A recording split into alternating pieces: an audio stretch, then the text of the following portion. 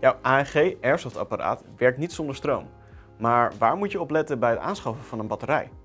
Alle verschillende soorten, voltages, capaciteit, C-waarden. Het kan al snel overweldigend zijn. Maar daarom leggen wij in deze video uit waar je op moet letten.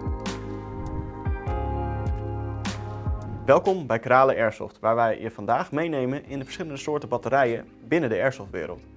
Daarnaast geven we je een aantal tips voor het opladen en het bewaren van deze batterijen. Om te beginnen gaan we kijken naar de verschillende soorten aansluitingen. Dit zijn onder andere Mini Tamiya en Deans. Mini Tamiya is jarenlang de standaard geweest als het aankomt op batterijconnecties voor AEG-replica's. Maar sinds een aantal jaar is de Deans connectie ook te vinden op airsoft-apparaten. Deze connector biedt ten opzichte van Mini Tamiya een stevigere aansluiting die minder weerstand biedt. Hierdoor wordt er bij de energieoverdracht zo min mogelijk energie verloren. Airsoft-replica's komen standaard met één van deze twee aansluitingen. Let hier goed op bij het aanschaffen van jouw replica, want dan weet je ook meteen welke aansluiting je nodig hebt voor je batterijen. Goed, je weet nu hoe het zit met de aansluitingen. Maar dan komen we bij een wat lastiger gedeelte.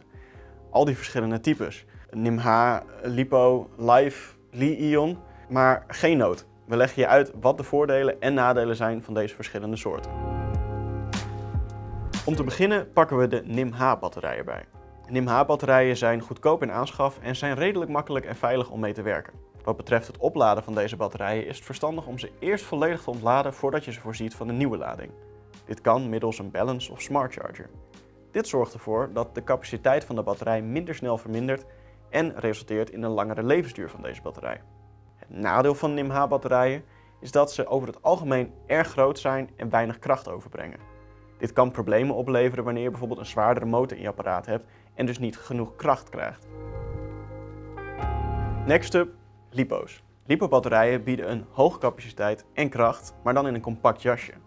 Hierdoor zijn ze licht in gewicht en passen ze gemakkelijk in de meeste replica's. In tegenstelling tot NIMH-batterijen kunnen LiPo's gewoon opgeladen worden zonder eerst ontladen te worden.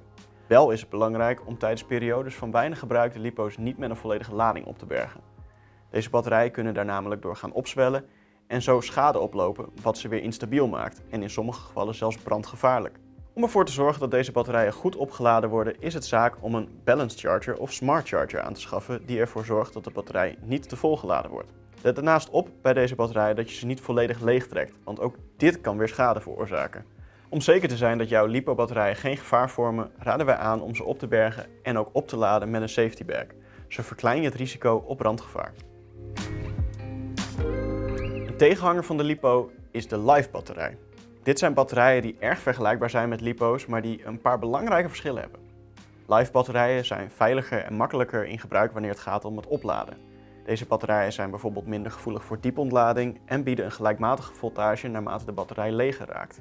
Live-batterijen bieden over het algemeen iets minder kracht dan LiPo en Li-ion batterijen en ze zijn vaak ook zwaarder in gewicht.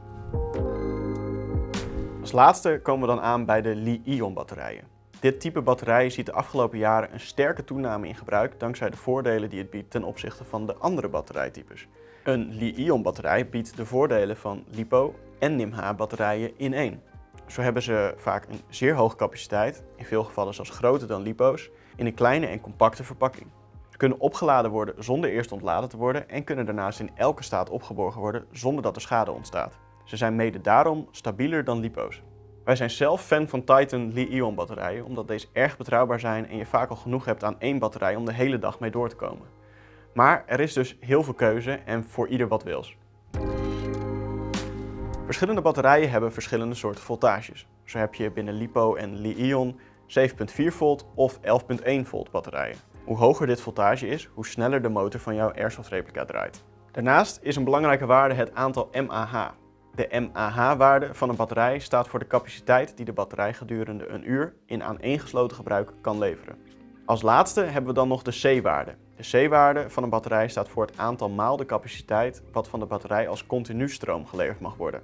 Hoe hoger deze C-waarde, hoe meer stroom er dus geleverd wordt. Maar dit betekent dus ook hoe sneller de batterij leeg is en dat er meer stress op het systeem komt. We zijn erg benieuwd welke batterij jij gebruikt en ook waarom.